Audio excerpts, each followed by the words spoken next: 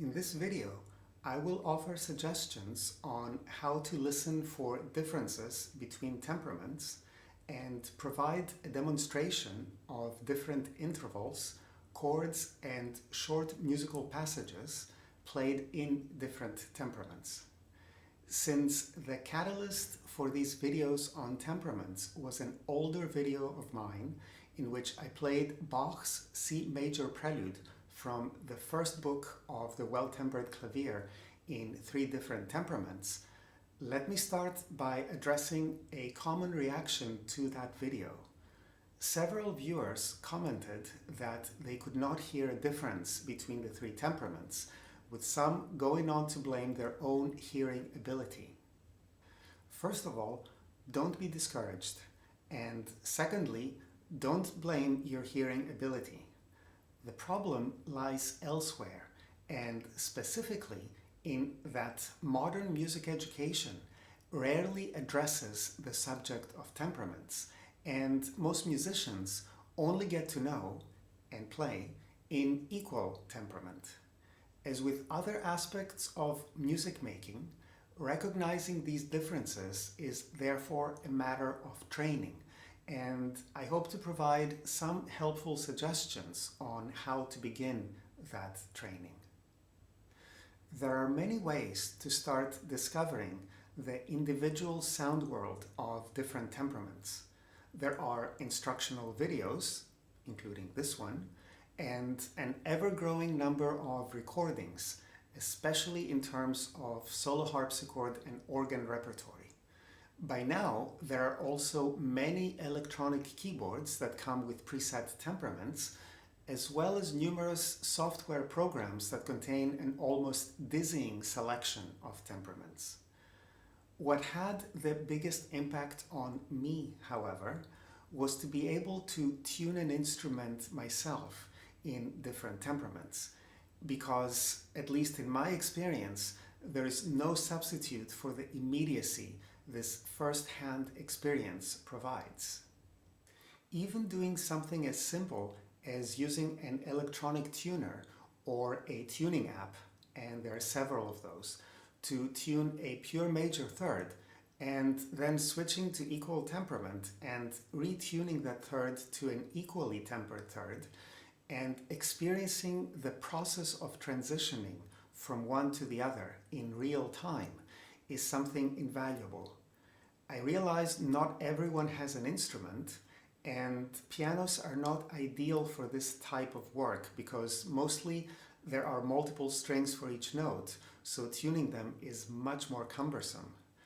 But if there's a way to spend some time tuning an instrument, I think you will gain an understanding that cannot be duplicated in any other way. And now on to some suggestions on how to listen for differences between temperaments.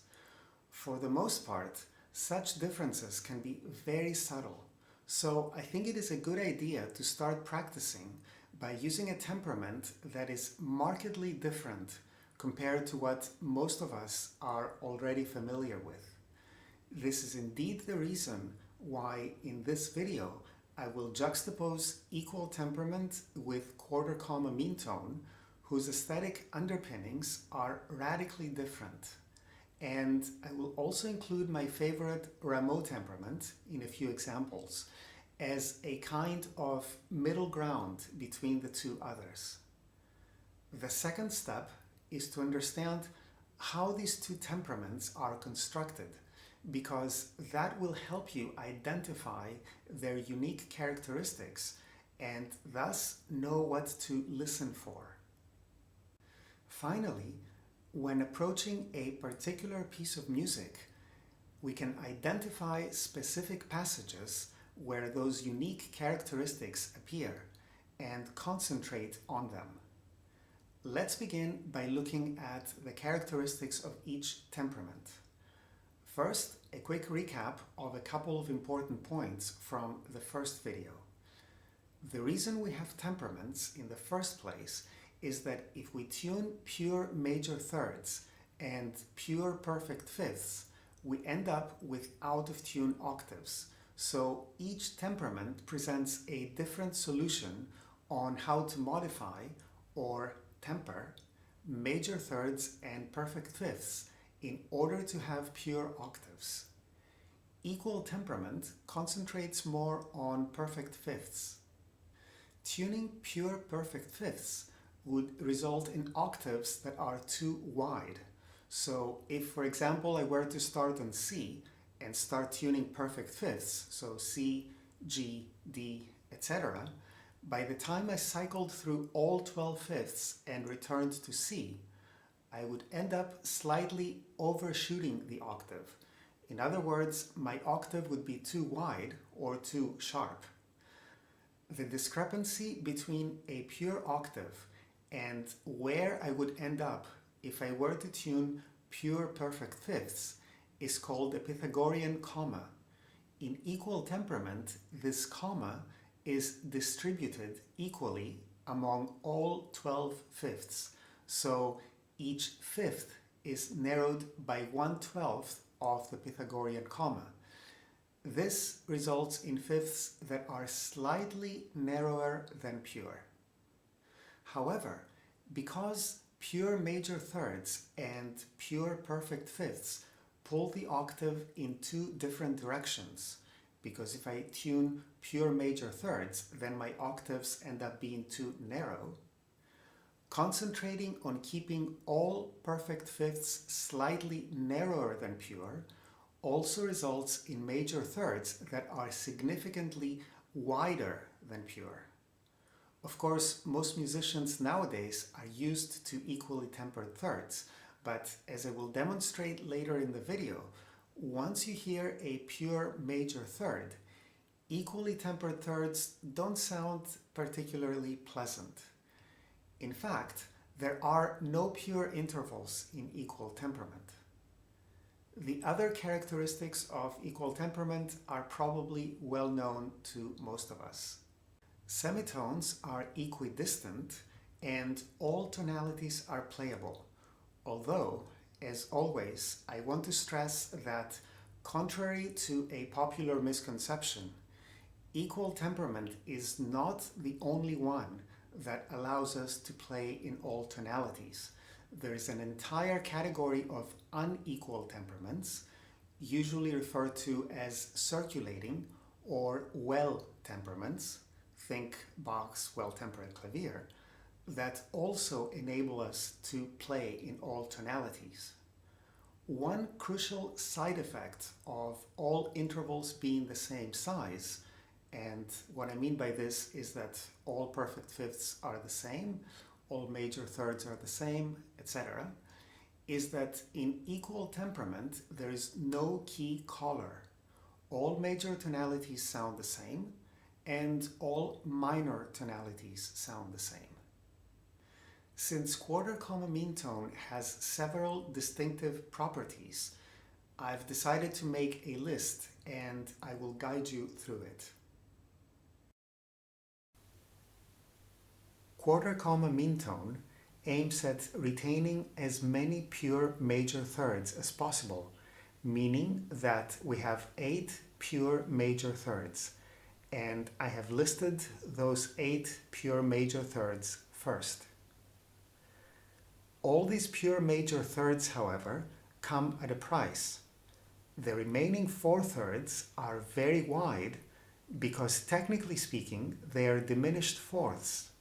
And you can see there the way that I have spelled them: C sharp to F, F sharp to B flat, G sharp to C, and B to E flat. Those intervals are actually all diminished fourths. And they're spelled this way because, if you remember from the first video, there are no enharmonics in quarter comma meantone. So we have a C sharp, but we do not have a D flat. The other price that we have to pay is the fifth between A flat and E flat, which is extremely wide. And again here, what we're technically dealing with is actually a diminished sixth between G sharp and E flat, and is commonly referred to as the wolf fifth. The remaining 11 perfect fifths are slightly narrower than in equal temperament. The accidental keys are tuned to C sharp, E flat, F sharp, G sharp, and B flat. And again, we have no enharmonics, so the accidental keys refer to those 5 particular pitches and not what we would consider their enharmonic equivalents. The reason for this particular choice, by the way, has to do with the fact that the 3 sharps, F, C, and G, are the first 3 sharps we add to major scales, while B flat and E flat are the first 2 flats. What this means is that the available major tonalities include C, which has no sharps or flats, and then on the sharp side we have G, D, and A major, while on the flat side we have F and B flat major. Keep in mind though that even playing in those tonalities can be a little problematic depending on where a composer chooses to modulate. In other words, which other tonalities within a particular piece a composer is going to be venturing into. So 17th century composers who are very aware of quarter comma mean tone and its characteristics are not going to venture beyond what is playable, except perhaps in very brief moments where they might want a particular expressive effect. But when we're dealing with composers from the 18th century, for example, like Johann Sebastian Bach, even very simple keys like C major can be almost unplayable in certain passages. And of course, I'm going to show you how that works in the C major prelude from the first book of the Well-Tempered Clavier. The final characteristic of quarter comma mean tone that I want to mention is that semitones are not equidistant, and this results in a very distinctive chromatic scale. And again, you will hear this chromatic scale when I play the examples later in the video. Finally, a few words about the Rameau temperament. You can think of it as a milder version of quarter comma mean tone. It contains 4 pure major thirds compared to mean tone's 8, and also dispenses with the wolf fifth. This in turn allows more, although not all, tonalities to be playable, so it's not a circulating temperament. And now on to the examples. I will first play intervals and chords, then present the chromatic scale, then I will move on to a couple of passages from the C major prelude from Bach's Well-Tempered Clavier. Finally, as a short example of a piece that definitely doesn't work in quarter comma mean tone, I will play the opening 2 measures of the Allemande from the second French suite in C minor by Bach. Let's start with a major third between A and C sharp. First, you're going to hear a pure major third, like you would find in quarter comma mean tone, followed by an equally tempered third. In other words, a major third as we find in equal temperament.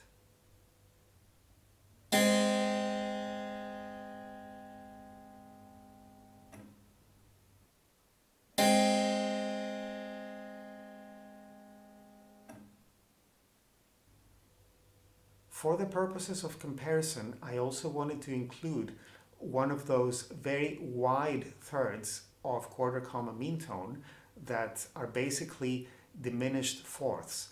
So using again the major third of A to C sharp as a reference, what you're going to hear is first a pure major third between A and C sharp, and then you're going to hear a very wide diminished fourth because for the second one I have tuned the C sharp to a D flat.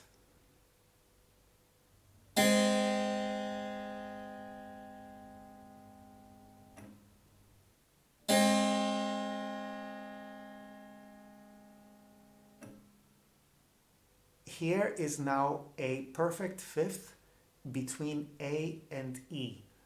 First, quarter comma mean tone, and then equal temperament. And the quarter comma mean tone fifth is going to be ever so slightly narrower than the equally tempered fifth.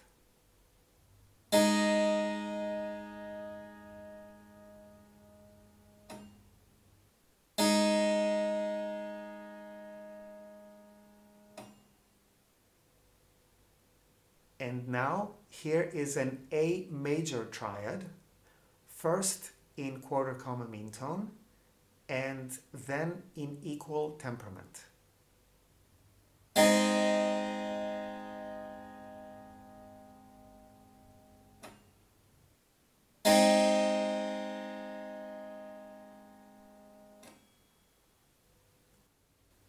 Now I would like to play a perfect fifth between A flat and E flat, first in equal temperament and then in quarter comma mean tone. If you recall, in quarter comma mean tone there is no A flat. Rather, there is a G sharp, and this interval between G sharp and E flat is normally referred to as a wolf fifth because in reality we are dealing with a diminished sixth. So first you will hear an A flat to E flat perfect fifth in equal temperament, followed by a G sharp to E flat wolf fifth in quarter comma mean tone.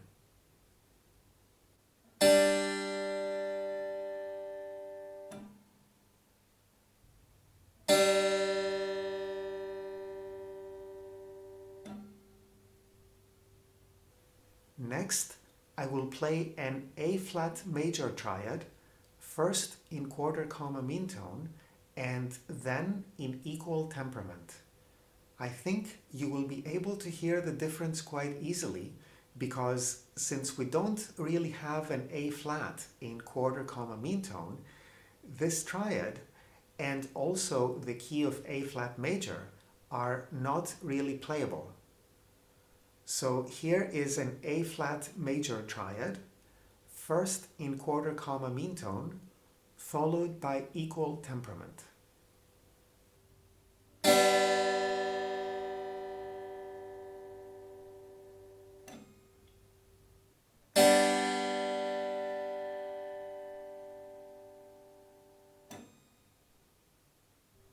Now let's move on to an F minor triad.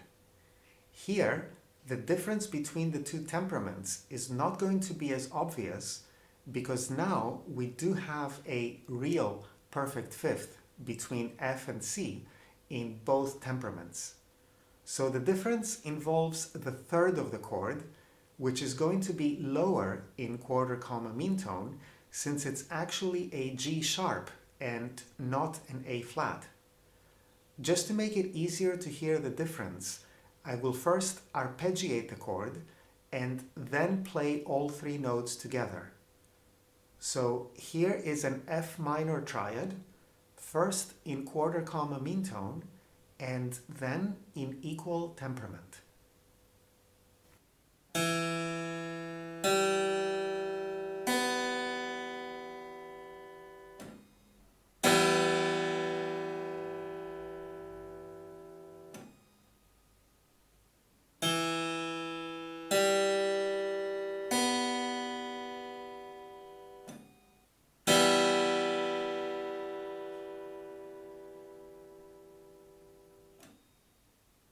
We now move on to the chromatic scale. The main difference here will be in the size of the semitones.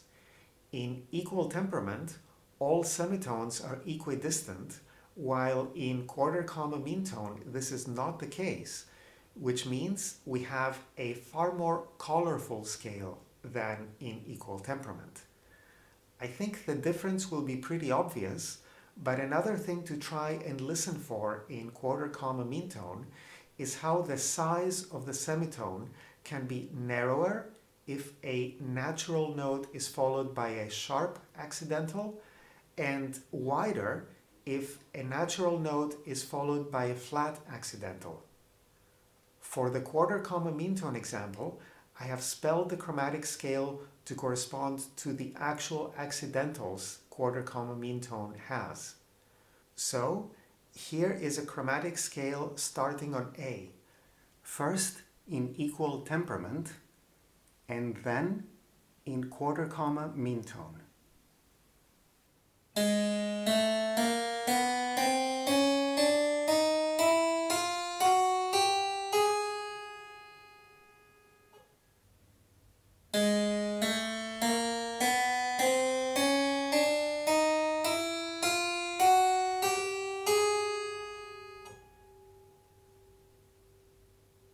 Let's look now at the C major prelude from the first book of Bach's Well-Tempered Clavier.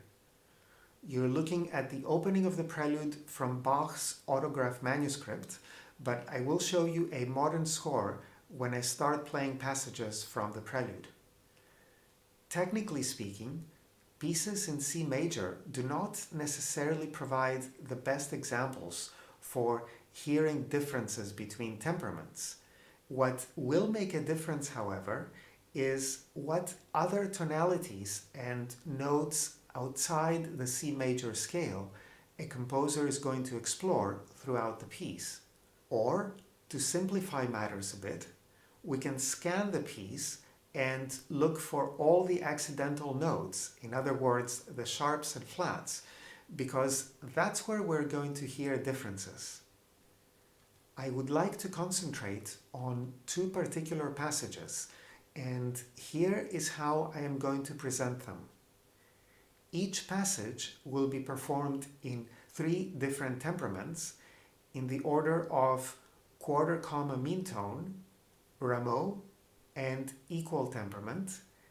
And if I can summarize the overall effect of each temperament, I would say that in quarter comma meantone there will be a couple of moments where I think the effect will be perhaps a little too strong or sound out of place, because Bach was clearly not thinking in terms of this temperament. With the Rameau, what I hear is a colorful, and one could even say dramatic effect, which I personally like, but do keep in mind that this is also not a temperament Bach would have had in mind. Finally, with equal temperament, the differences between the individual chords seem to be minimized so that the impact of the harmonic change is diminished. In order to highlight the particular measures where the differences between temperaments are most obvious, I will first perform each of the passages in its entirety, followed by playing particular measures individually. The first passage involves measures 11 to 14, and I couldn't crop the score any better, so these measures comprise the last measure in the first line, which is measure 11, and then the 3 measures in the second line. The particular chords that I want you to pay attention to are the ones in measures 12 and 14. The reason measure 12 is going to sound a bit spicy in meantone is that the minor third between G and B flat is going to be slightly wide, but then this wide B flat is going to also produce a much narrower minor third when heard in combination with a C sharp. In measure 14, the main problem, shall we say, is that there is an A flat, So here again, the minor third between F and A flat will be very narrow, since in quarter comma meantone there is no A flat, but rather a G sharp. Let's first listen to the entire passage of measures 11 to 14 in the order of quarter comma meantone, Rameau, and equal temperament.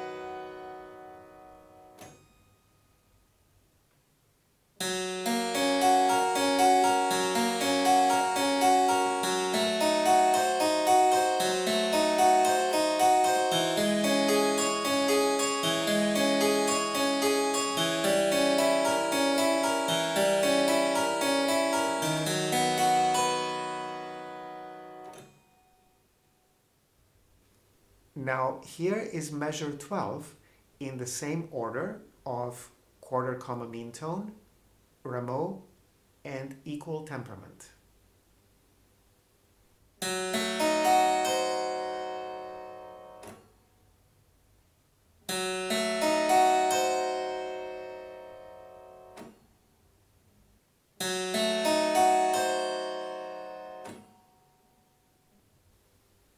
And now here's measure 14, again in the same order, quarter comma meantone, Rameau, equal temperament.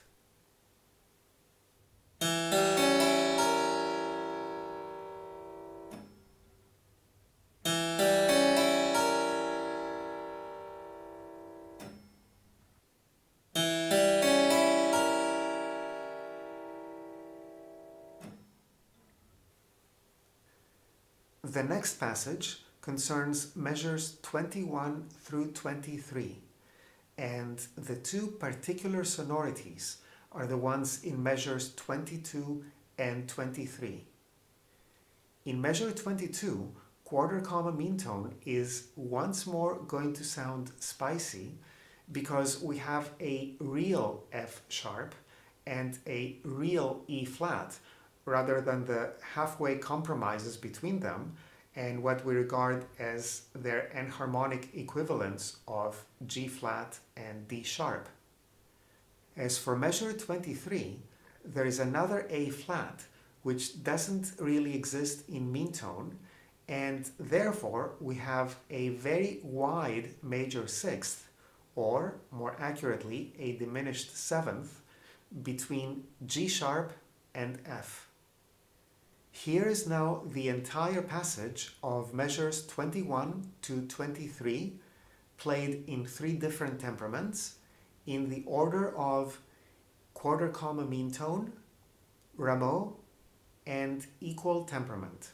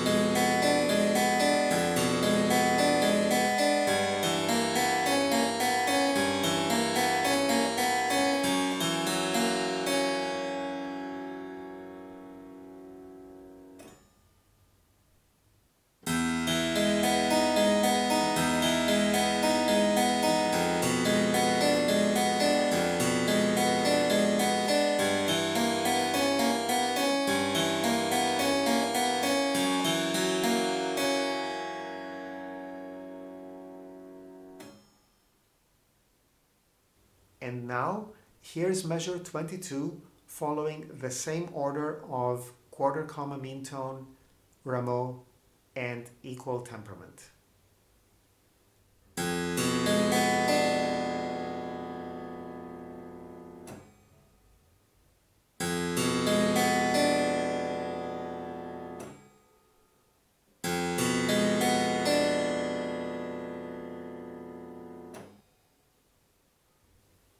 Finally, here's measure 23, once again in the order of quarter comma meantone, Rameau, and equal temperament.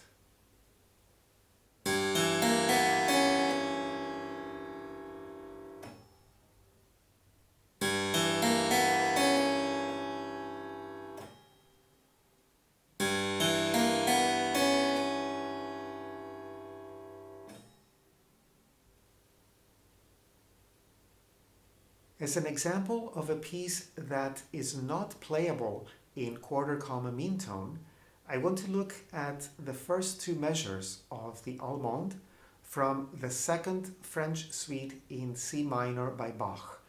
And yes, two measures is sufficient evidence. Since C minor has A flat in its key signature, it is obvious that this tonality will not really work in quarter comma meantone. However, a 17th century composer familiar with the characteristics of quarter comma meantone could still venture in that tonality for expressive purposes. And let's not forget that depending on which version of the minor scale we're dealing with, that is, the natural, harmonic, or melodic minor, we don't necessarily have to use A flats all the time. But if we look at the first measure of this Allemande, it is very clear that Bach is not thinking at all in terms of quarter comma meantone, because in the third beat we have an E flat in the alto line clashing with an A flat in the bass twice. And this is clearly not serving any expressive purpose whatsoever. So let's listen now to those first two measures, played fairly slowly, in three different temperaments. First in quarter comma meantone, then in Rameau, which makes the passage playable but still retains a certain dramatic character, and finally in equal temperament, which to my ears sounds more neutral.